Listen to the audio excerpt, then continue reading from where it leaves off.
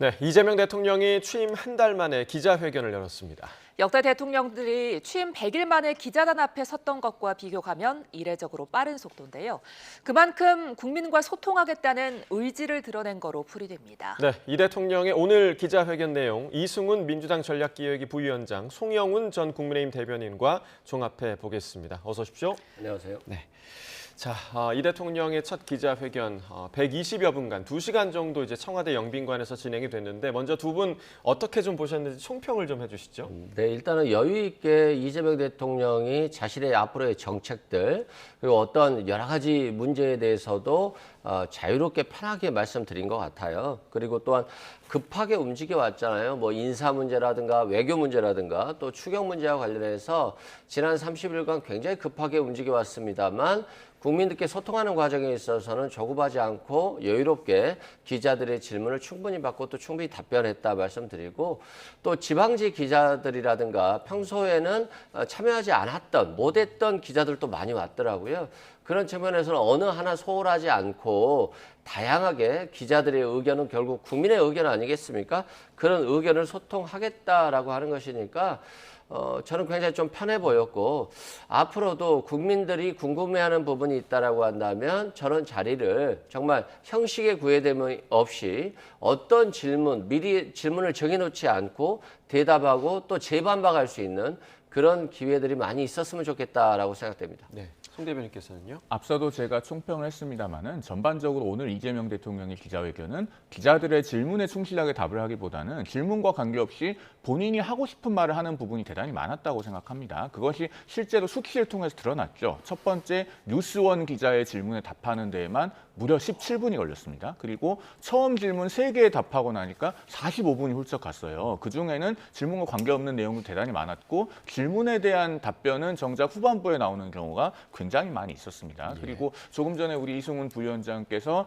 질문이 골고루 돌아갔다라는 취지로 말씀을 하셨는데 사실은 그렇지 않죠. 우리 YTN과 같은 보도 채널에서 제대로 질문을 못했고 그리고 지상파 3사 10대 일간지 그리고 지방지 중에서도 이른바 춘추 육사라고 불리는 곳들 중에서는 그 어느 회사에 소속된 기자도 질문을 하지 못했습니다. 이런 점에서는 질문이 편중되면서 그만큼 질문의 퀄리티에도 영향이 있었고 그것이 결국 기자회견의 충실도에도 영향을 미쳤다고 보여집니다. 앞으로 반드시 개선이 필요하다고 생각됩니다. 네. 자, 두 분 모두 내용에 대한 평은 조금 엇갈렸습니다만 이 부분에 대해서는 좀 동의하실 것 같아요.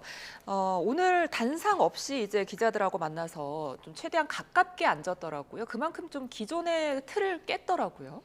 그렇죠. 좀 권위주의적인 모습들을 굉장히 깼죠. 그리고 직접 질문자를 선택할 때 명함을 뽑아가지고 선택하기도 했잖아요. 네. 그만큼 뭔가 질문자를 정해놓는다거나 또 질문을 정해놓고 거기에 대한 답변까지 정해놓은 상태에서 토론을 한 것은 아니다. 그래서 굉장히 좀 신선한 모습이 있고요.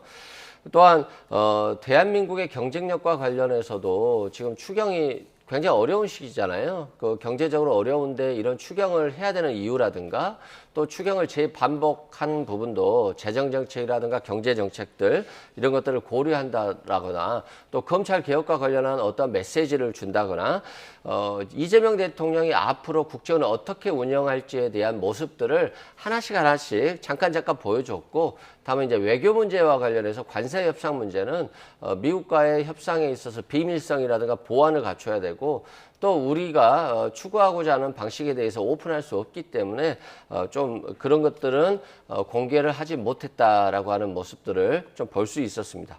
예, 자 여러 가지 주제와 관련해서 이야기를 나누는 그런 오늘의 기자회견이었는데 특히나 이제 엊그제 이제 검찰 인사도 좀 있었고요. 검찰 개혁과 관련한 이야기가 굉장히 좀 많이 나왔었는데요. 검찰 개혁과 관련해서 이재명 대통령이 어떤 답변을 했는지 먼저 듣고 이야기 나누겠습니다. 일종의 그건 저는 자업자득이다 이렇게 생각합니다. 수사권과 기소권을 분리한다. 동일한 주체가 수사권과 기소권을 동시에 가지면 안 된다라는 점에 대해서 이견이 없는 것 같습니다. 추석 전에 하자라고 지금 당대표 후보들부터 열심히 말씀하시는 것 같습니다. 제도 자체를 그때까지 어릴게를 만드는 건 가능할 수도 있을 것 같아요. 그것도 국회에서 하면 저야 뭐 어떻게 할 수 없잖아요. 검찰 개혁은 국회가 하는 겁니다. 이 제도를 바꾸는 거기 때문에 정부 내에서, 근데 검찰도 정부의 일원이니까요. 정부 안에서 서로 타협해가지고 정할 문제가 아니고 국회가 입법적 결단을 할 사안이기 때문에 우리 정부에서 할 일은 그로 인한 갈등, 부작용 이런 걸 최소화하는 게 필요하죠.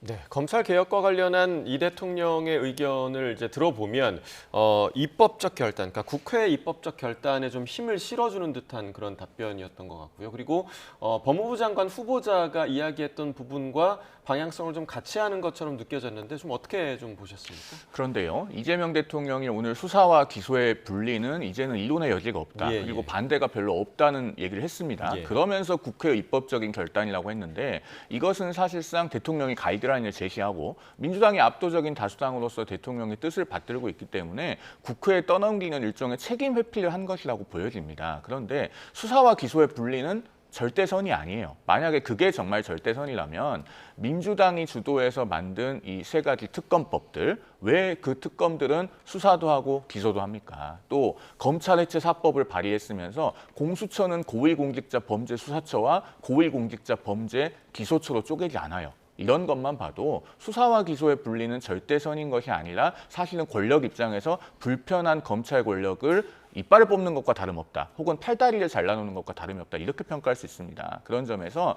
사실 이 검찰 개혁 문제는요. 전 국민에게 영향을 미칠 수 있는 사안이기 때문에 형사사법 시스템을 매우 신중하게 접근해야지 여기에 대해서 무조건적으로 수사권을 박탈하는 것이 옳다. 이런 식으로 접근하면은 그 후과는 국민들께 돌아온다는 점을 잊지 않았으면 합니다. 예. 자, 이 질문이 추석 전에 하자는 이제 여권의 말들이 나오고 있는데 이게 가능하겠느냐 했더니 이제 국회에 달려 있다고 하더라고요. 그런데 지금 여당 당대표 경선에 나온 정청래, 박찬대 두 의원도 추석 전에는 해보겠다라고 하잖아요. 어떻게 전망하십니까?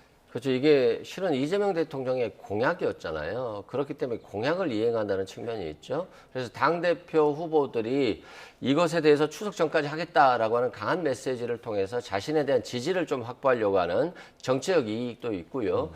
그럼에도 불구하고 대통령께서는 추석 전에는 얼개 정도만 만들 수 있다라고 하는 것들은 검찰 개혁을 하더라도 신중하게 하겠다라고 하는 겁니다. 그래서 검찰 개혁 과정에 있어서 어떤 갈등이 부각되거나 부작용이 생기거나 이런 것들을 최소화시켜야 되는 게 정부의 책임이다라고 하는 것을 말씀드리고 검찰 개혁 방에 대해서는 민주당도 그렇지만 국민들도 여기에 대해서 동의를 하는 것 같아요. 기존의 검찰들이 너무 살아있는 권력의 사병처럼 움직였고 윤석열 대통령의 모든 것을 해결해주는 변호사 같은 역할을 했었거든요. 그래서 이 문제에 대해서는 이제 개편을 해야 된다. 70년간 검찰의 잘못된 관행은 바꿔야 된다고 하는 것에 대해서는 이견이 없는데 뭐 수사가 지연된다라고 하거나 민생 수사가 지연되는 것 이런 것들 갈등을 최소화시키겠다. 부작용을 최소화하겠다. 여기에 좀 방점이 있는 것 같습니다. 예. 자, 그리고 이제 외교안보 문제 관련 질의도 있었고 이제 외신 기자들도 있었거든요. 외신 기자 질문 중에 관세 협상, 미국과의 관세 협상 관련 질문이 있었습니다. 그러니까 이 관련 답변이 좀 주목을 받았던 게 최선을 다하고 있긴 하지만 쉽지 않은 상황이다. 그러니까 7월 8일까지 끝낼 수 있을지도 좀 의문이다. 이런 좀 약간은 애매한 그런 답변이 들렸는데 이 부분 어떻게 들으셨습니까? 그 부분은 물리적으로 5일밖에 안 남았으니까요. 그렇게 답변하시는 것이 자연스럽다고 예. 생각합니다. 그리고 관세 협상은 대단히 민감한 문제인데 최종 결정권자인 대통령이 자세히 언급하는 것이 바람직하지 않아요. 저는 그런 점에서 오늘 이재명 대통령 기자회견을 전반적으로 비판적으로 보지만 그 관세 협상에 관한 답변 부분만큼은 충분히 이해하고 수긍합니다. 지금 예. 구체적으로 답할 단계가 아니죠. 다만 아쉬웠던 부분이 하나 있는데 AFP 통신 기자가 질문을 하는데 영어로 질문하는 것이 끝나지 않았을 때 그 도중에 하나도 못 알아듣겠네라고 예. 하는 언급이 있었습니다. 예, 이것은 예, 예. 사실 외신 기자에 대한 매너가 아니에요. 그다음에 상케이신문 기자가 북한 인권 문제에 대해서 한일이 어떤 협력을 할 수 있다고 생각하는지를 물었는데 그 부분에 대한 답변은 한참 뒤에 나오고 오히려 일본 총리에 대해서 외교적으로 민감할 수 있는 발언이 나왔었죠. 상상을 해보면은 저에 대해서 꽤 경계심을 갖고 있지 예. 않았을까 생각한다. 이런 부분은 외교 관계에서 불필요한 언급입니다. 앞으로는 좀 자제되는 것이 좋을 것 같습니다. 네. 자, 한일 관계 이야기 계속 해볼게요. 한일 관계 관련해서 이제 질문에 갈등 문제가 있기는 하지만 그건 또 그것대로 협력할 건 협력해야 한다. 이런 식의 지금 입장이 나왔어요. 한일 관계도 굉장히 유연성 있게 대통령이 접근하는 것 같아요. 과거에 전화 통화하면서 우리는 앞마당을 같이 쓰는 나라다. 그래서 협력할 건 협력하자, 셔틀 외교를 복원하자라고 하는 발언을 통해서 이재명 대통령이 당선되면 한일 관계가 악화될 것 같다라고 하는 얘기들이 많았었습니다만 오히려 정반대로 굉장히 여유 있게 앞마당을 같이 쓰는 관계로서 협력 관계를 유지하겠다라고 하는 것이고 그럼에도 불구하고 단서는 역사라든가 이런 부분은 왜곡해서는 안 되기 때문에 이것은 별개로 하고 경제적이라든가 문화라든가 모든 분야에 있어서 협력 관계를 유지할 것으로 저는 보여지고요. 관세 협상 관련해서도 트럼프와의 관세 협상에 있어서도 일본과 좀 협조할 건 협조하지 않을까 그런 생각이 듭니다. 네, 그러니까 이 대통령이 계속해서 얘기했던 그런 실용주의가 이제 한일 관계에서도 좀 드러난 게 아닌가 생각이 좀 들었는데요. 대북관에 대해서도 좀 가늠해 볼 수 있는 그런 답변이 있었습니다. 그러니까 강원 지역 그 언론사 기자의 질문에 답한 부분이었는데 한미 공조를 바탕으로 대북 관계를 좀 개선하겠다. 계속해서 대화를 하겠다. 그러니까 전면 단절을 하는 게 바보짓이다 이런 표현까지 좀 나왔거든요. 지금 대북관을 좀 어떻게 좀 보셨습니까? 선회하자면은 북한과의 대화에 대한 강력한 의지를 표명했다고 이해할 수 예, 있는데요. 그럼에도 불구하고 이재명 대통령의 답변을 들으면서 상당히 위험하다고 느껴진 부분이 있었습니다. 어떤 것이냐면은 그 대북 확성 방송을 중단하기로 우리 정부가 결정하지 않았습니까? 그 중단했을 때 혹시 북한이 반응을 안 하면 어떨까 걱정을 했다. 라고 이재명 대통령이 언급을 했어요. 예. 그 얘기인즉슨 대북 확성 방송을 중단하면서 북한과는 어떠한 형태의 물밑 소통도 없었다는 방증이 되거든요. 그런데 이 대북 확성 방송은 우리가 하고 싶어서 제기한 것이 아닙니다. 애초에 북한이 계속 오물풍선을 날리니까 거기에 대한 대응 차원에서 제기한 것이잖아요. 그러면은 우리가 어떠한 조치를 중단할 때는 북한도 거기에 대한 상응하는 조치를 할 것을 사전에 약속을 받고 중단을 해도 해야 됩니다. 물론 이번에는 지금 북한이 대남 소음 방송은 중단했다고 합니다만 그것만으로 과연 북한의 적대적 조치가 모두 중지되는지는 매우 불확실한 상황이거든요. 이렇게 북한에 대해서 반대급부는 불확실한 상태에서 우리가 선제적으로 어떤 조치를 포기하는 것 앞으로 반복되어서는 안 됩니다. 예의주시할 부분이라고 생각이 됩니다. 예, 자 정치 부문에서는 여대 야소 문제에 대한 질의가 나왔습니다. 그러니까 여당이 절대 다수 의석을 점하는 것에 대한 우려를 표명했는데 이에 대해서 대통령이 이게 바로 국민의 선택이다. 3년 뒤에 만약에 우리가 잘못하면 그때 국민들의 심판을 받을 것이다. 이렇게 말했거든요. 어떻게 들으셨어요? 그렇죠. 한간에 이런 평론가들도 있었어요. 여당이 다수 의석이기 때문에 견제하기 위해서 국민의힘을 선택할 수도 있다라고 했습니다만 저는 그렇게 생각하지 않았거든요. 윤석열 정부 3년 동안 너무 나라가 피폐해지고 망했기 때문에 이걸 어떻게 하면 신속하게 압축 성장시킬 수 있을까? 그리고 어떻게 하면 신속하게 민주주의를 복원시킬 수 있을까? 이것에 대한 고민이 많이 있었어요. 그래서 압도적으로 이재명 대통령을 지지했다라고 저는 보는 것이고요. 여대 야소 국면이 되었다라고 하는 것은 결국 국민들이 이제는 너무 나라가 경제가 망가졌으니까 신속하게 해라. 협치도 중요하지만 만약에 발목 잡기를 할 경우에는 거기에 개의치 말고 하고자 하는 것을 신속하게 하라라고 하는 국민의 메시지거든요. 그래서 협치를 하되 만약에 정말 필요 없이 태클을 건다라고 한다면 저는 여당과 대통령이 하고자 하는 정책 방향성대로 신속하게 하는 게 맞다. 그리고 이게 지금 위기에 대한민국을 구할 수 있다라고 생각되고요.